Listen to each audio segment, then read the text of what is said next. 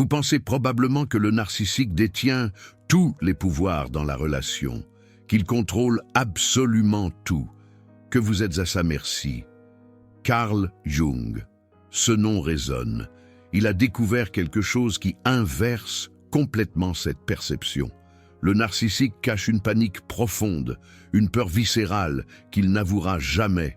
Et cette peur, elle est activée par quelque chose que vous maîtrisez totalement, votre indifférence. Aujourd'hui, je vais vous révéler ce qui se passe vraiment dans la tête d'un narcissique quand vous perdez de l'intérêt pour lui.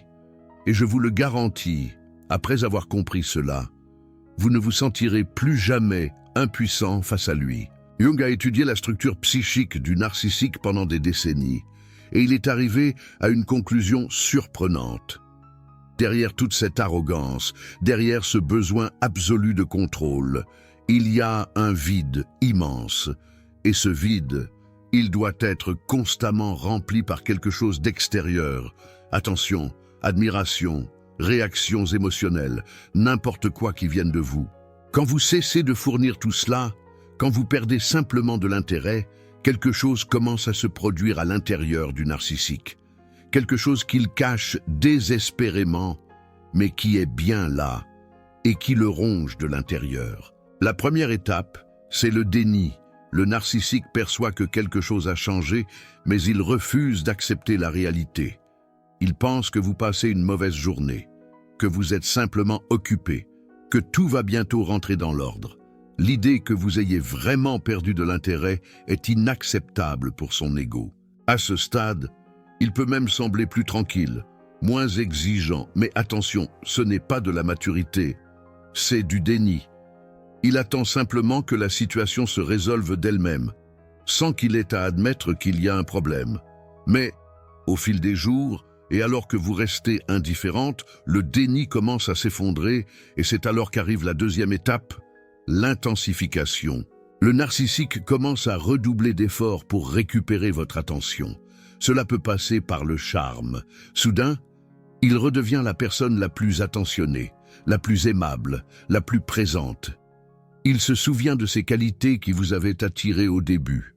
Elles réapparaissent temporairement, comme par magie, ou cela peut passer par la provocation.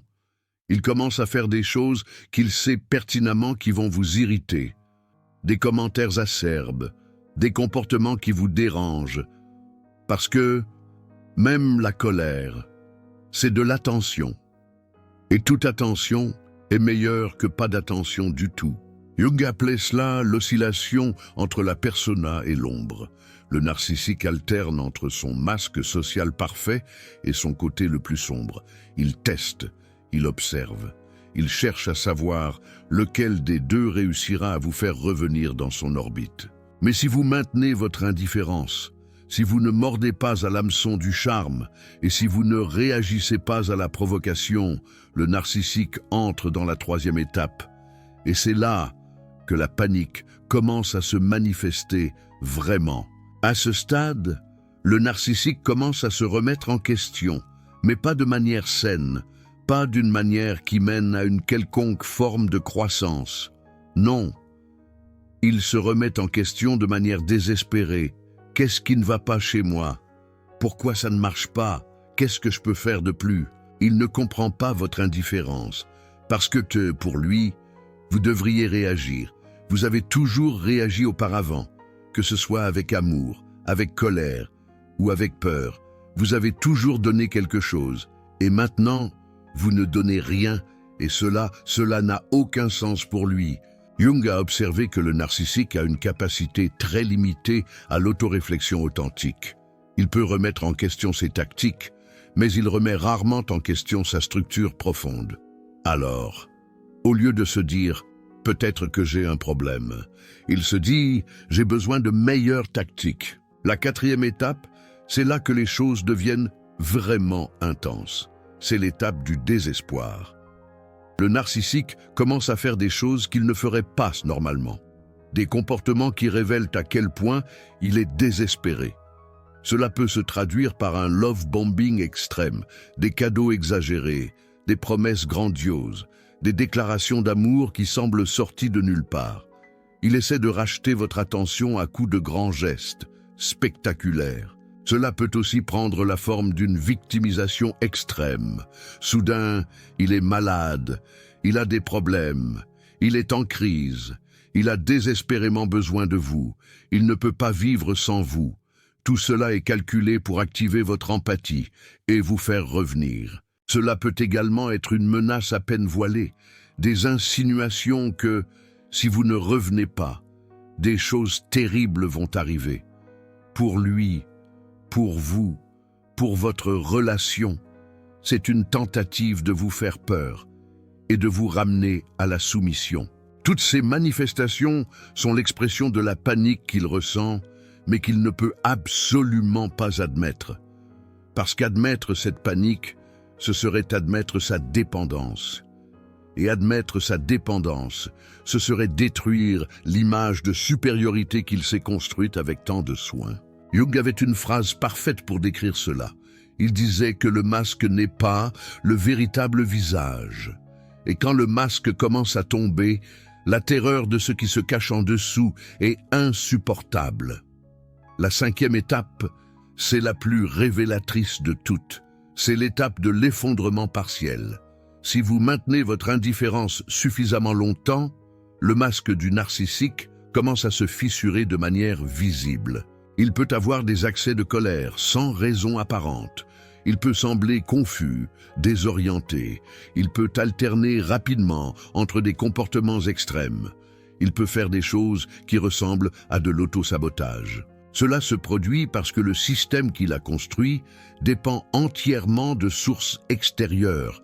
Et quand cette source est coupée, le système se met à dysfonctionner. C'est comme un ordinateur qui essaie de fonctionner sans suffisamment d'énergie.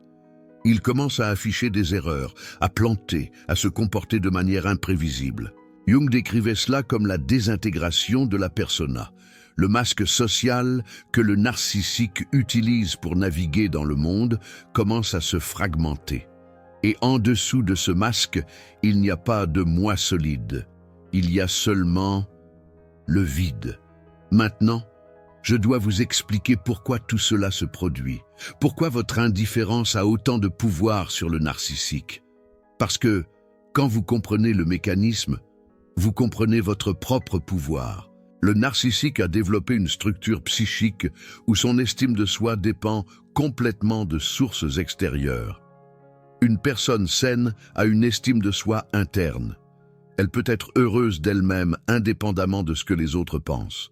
Elle peut se valoriser sans avoir besoin de validation constante. Le narcissique n'a pas cela. À l'intérieur de lui, il y a un vide, là où l'estime de soi devrait se trouver. Et il remplit ce vide avec ce qu'il obtient des autres. Votre attention, votre admiration, vos réactions émotionnelles. Tout cela fonctionne comme un carburant temporaire. Quand vous cessez de fournir ce carburant, le vide se révèle. Et faire face à ce vide, c'est la chose la plus terrifiante que le narcissique puisse expérimenter. C'est pour cela qu'il panique. Pas parce qu'il vous aime, pas parce qu'il ne peut pas vivre sans vous, mais parce qu'il ne peut pas vivre sans ce que vous lui fournissiez. Jung était très clair à ce sujet. Le narcissique n'aime pas les gens, il aime ce que les gens lui fournissent. Et quand la source s'arrête, l'intérêt s'arrête aussi, éventuellement. Mais avant que l'intérêt ne s'arrête, il y a la panique, la lutte désespérée pour rétablir le flux. Et c'est pendant cette période que vous devez être le plus préparé. Maintenant, je vais vous apprendre comment naviguer pendant cette période, parce que quand le narcissique est en panique, il est plus dangereux, plus imprévisible. Et vous devez savoir comment vous protéger. La première règle, c'est de maintenir l'indifférence. Cela peut sembler évident, mais c'est incroyablement difficile dans la pratique. Parce que le narcissique va jouer toutes ses cartes pour vous faire réagir. Il va utiliser toutes les tactiques qui ont déjà fonctionné auparavant. Il va explorer vos faiblesses connues. Votre tâche est de ne pas réagir, ni avec colère, ni avec pitié, ni avec peur. Toute réaction émotionnelle est du carburant. C'est ce qu'il recherche désespérément, la seule réponse qui communique vraiment que c'est fini. C'est l'absence de réponse. un silence glacial. La deuxième règle est de tout documenter. Quand le narcissique est en panique, il peut faire des choses extrêmes, des menaces, de la diffamation, des comportements qui peuvent avoir des conséquences réelles pour vous. Conservez des preuves de tout, messages, emails, témoins quand c'est possible. Cela sert à votre protection légale si nécessaire, mais aussi à votre sanité, parce qu'après que la tempête soit passée, le narcissique peut tenter de réécrire l'histoire, nier qu'il a fait certaines choses, vous accuser d'exagération. Vos preuves sont votre ancre dans la réalité, votre garde-fou. La troisième règle est d'avoir un réseau de soutien. N'affrontez pas ça seul. Ayez des personnes de confiance qui savent ce qui se passe, qui peuvent vous donner une perspective quand vous doutez, qui peuvent vous aider à garder le cap quand le narcissique sort toutes ses cartes. Imaginez Émilie appelant ses amis. Il recommence. J'ai besoin de vous. Le narcissique isole souvent ses victimes, exactement pour qu'elles n'aient pas ce réseau. Reconstruire ce réseau est une partie essentielle de votre protection. C'est comme rebâtir les murs d'un château, pierre par pierre. La quatrième règle est d'attendre l'escalade avant la retraite. Dans la plupart des cas, le comportement du narcissique va en pire avant de s'améliorer. Il y aura plus de drama, plus d'intensité, plus de tentatives désespérées. C'est normal. C'est une partie du processus. Considérez cela comme le chant du cygne. N'interprétez pas cette escalade comme le signe que vous avez fait quelque chose de mal. Ce n'est pas le cas. C'est le signe que votre stratégie fonctionne. Le narcissique est en panique. Exactement parce que votre indifférence a un effet. C'est sa kryptonite. La cinquième règle est d'avoir un plan de sortie si nécessaire. Selon la situation, il peut être nécessaire de créer une distance physique. C'est particulièrement vrai si vous vivez avec le narcissique ou s'il y a un historique de comportement violent. Visualisez-vous en train de préparer une valise discrètement. Quand la panique atteint certains niveaux, certaines personnes deviennent imprévisibles, il est préférable d'être préparé à cette possibilité, même si elle ne se matérialise jamais. La prudence est mère de sûreté. Maintenant, je veux vous parler de quelque chose que Jung considérait comme fondamental, ce qui se passe après la panique, parce que cette phase ne dure pas éternellement. Selon Carl Jung, c'est une question de cycle. Si vous maintenez votre indifférence assez longtemps, éventuellement, le narcissique va abandonner l'idée de vous utiliser comme source d'approvisionnement. Pas parce qu'il a appris quelque chose, pas parce qu'il a changé, mais parce qu'il a trouvé ou est en train de chercher une autre source. Imaginez un prédateur à la recherche d'une nouvelle proie. Cela peut être douloureux à accepter. L'idée que vous étiez remplaçable, que tout ce drama, toute cette panique, n'était pas à propos de vous en tant que personne, mais à propos de ce que vous fournissiez. Mais c'est la réalité de la dynamique narcissique, une vérité amère. Jung dirait que c'est une libération, pas un rejet. Vous n'avez pas perdu quelqu'un qui vous aimait. Vous vous êtes libéré de quelqu'un qui vous utilisait. La différence est fondamentale. C'est le jour et la nuit. Il existe aussi la possibilité que le narcissique revienne. C'est ce qu'on appelle le hoovering. Des mois ou même des années plus tard, quand il est entre deux sources d'approvisionnement, il peut vous recontacter. Testez si vous êtes encore disponible, voir s'il peut vous faire revenir, comme un pêcheur qui relance sa ligne. Votre indifférence doit être permanente, pas seulement pendant la crise, mais après aussi, chaque fois que vous cédez, chaque fois que vous réagissez, vous redémarrez le cycle, et le narcissique apprend qu'il suffit de persister assez longtemps pour que vous finissiez par revenir. C'est un apprentissage vicieux. Jung a écrit que nous répétons ce que nous n'avons pas résolu. Si vous ne résolvez pas votre vulnérabilité au narcissique, vous continuerez à répéter le schéma, avec cette personne ou avec d'autres similaires. C'est comme un disque rayé. Maintenant, Je dois vous dire quelque chose qui peut être difficile à entendre. Le pouvoir que vous avez grâce à l'indifférence vient aussi avec une responsabilité.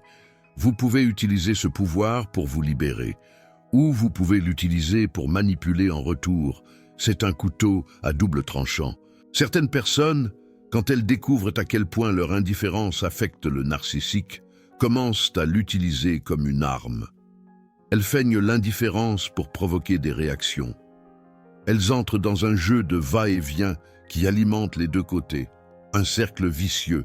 Ce n'est pas une libération, c'est une autre forme de prison. Vous utilisez des tactiques narcissiques contre un narcissique et dans le processus, vous êtes en train de devenir quelque chose que vous ne voulez pas être. Un miroir déformant. L'indifférence genuine n'est pas une tactique, c'est un état. C'est vraiment ne plus s'en soucier. Pas parce que vous faites semblant, pas parce que vous voulez provoquer une réaction, mais parce que vous êtes arrivé à un point où cette personne n'affecte plus votre paix intérieure. C'est la sérénité retrouvée. Jung croyait que l'objectif était l'intégration et la croissance, pas la vengeance. Utiliser votre indifférence comme une arme vous maintient aussi prisonnier du narcissique que d'être manipulé par lui. L'objectif est de se libérer complètement, d'arriver à un point où elle est irrélévant pour votre vie, un fantôme du passé. Il y a un autre aspect important que je dois mentionner, le deuil qui vient avec l'indifférence véritable. Parce que quand vous perdez vraiment l'intérêt pour quelqu'un, même quelqu'un de toxique, il y a une perte à accepter. C'est comme un petit enterrement. Vous perdez l'espoir que la personne change, la fantaisie que la relation aurait pu être différente, la version idéalisée que vous aviez dans votre esprit, et ça fait mal, même quand c'est nécessaire, une cicatrice sur le cœur. Jung a beaucoup parlé de la nécessité du deuil comme partie de la croissance. Nous ne pouvons pas s'avancer en portant les fantômes de ce qui aurait pu être. Nous devons les enterrer correctement. Pleurer si nécessaire, et ensuite avancer, tourner la page. N'ayez pas honte de ressentir de la tristesse en même temps que du soulagement, de ressentir de la nostalgie en même temps que de la colère. Les émotions contradictoires sont normales dans des situations complexes. Vous pouvez être heureux, de vous libérer, et triste de ce que vous avez perdu en même temps. C'est la condition humaine. L'important est de ne pas laisser cette tristesse vous tirer en arrière. Ressentir le deuil est sain. Utiliser le deuil comme excuse pour revenir à la relation toxique ne l'est pas. C'est comme se jeter dans la gueule du loup. Il existe encore un point final que je dois aborder. Que faire si vous devez encore maintenir un certain contact avec le narcissique? Peut-être avez-vous des enfants ensemble. Peut-être est-ce un membre de votre famille proche. Peut-être des circonstances de travail. La vie est parfois cruelle. Dans ces cas, l'indifférence totale n'est pas possible. Mais l'indifférence émotionnelle, elle, l'est. Vous pouvez avoir des interactions pratiques et nécessaires, sans fournir d'approvisionnement émotionnel. Une forteresse émotionnelle, réponse courte et factuelle, sans explications élaborées, sans justification, sans réaction émotionnelle visible. Vous traitez la personne comme vous traiteriez un collègue de travail distant, cordial, quand c'est nécessaire, mais sans investissement. C'est un mur invisible. C'est ce qu'on appelle parfois la méthode de la pierre grise. Vous devenez tellement inintéressant, tellement non réactif, que le narcissique finit par chercher son approvisionnement ailleurs. Vous êtes toujours présent, et physiquement, mais émotionnellement absent, et un fantôme dans la machine. Vous venez de découvrir quelque chose qui change complètement la dynamique de pouvoir avec un narcissique. Vous avez découvert que votre indifférence est l'arme la plus puissante que vous avez, que la panique qu'il cache est réelle, et que vous avez beaucoup plus de contrôle que vous ne l'imaginiez. C'est le pouvoir de l'indifférence. Cette connaissance peut être le déclic dont vous aviez besoin, la perception que vous n'êtes pas piégé, que vous avez du pouvoir, que vous pouvez choisir de ne plus fournir ce dont il elle a besoin. C'est le début d'une nouvelle vie. Si vous sentez que ce contenu vous a donné du pouvoir, qu'il a changé votre perspective sur votre propre force, le Super Thanks juste en dessous est votre façon de dire que ce genre de révélation vaut de l'or. Chaque soutien permet à plus de personnes de découvrir le pouvoir qu'elles possèdent déjà. Maintenant, vous savez, le narcissique ne détient pas tous les pouvoirs. Il a peur, et sa peur est activée par quelque chose que seulement vous contrôlez. Votre attention, votre réaction, votre intérêt. Retirez tout cela et observez le masque commencer à tomber lentement, mais sûrement. Racontez-nous dans les commentaires, avez-vous déjà expérimenté le pouvoir de l'indifférence avec un narcissiste? Que s'est-il passé quand vous avez arrêté de réagir? Comment s'est-il comporté? Votre histoire peut montrer aux autres qu'eux aussi ont ce pouvoir. Un pouvoir insoupçonné, un pouvoir qui sommeille, qui attend d'être réveillé. Alors, n'hésitez pas, partagez, témoignez. Votre expérience peut changer des vies.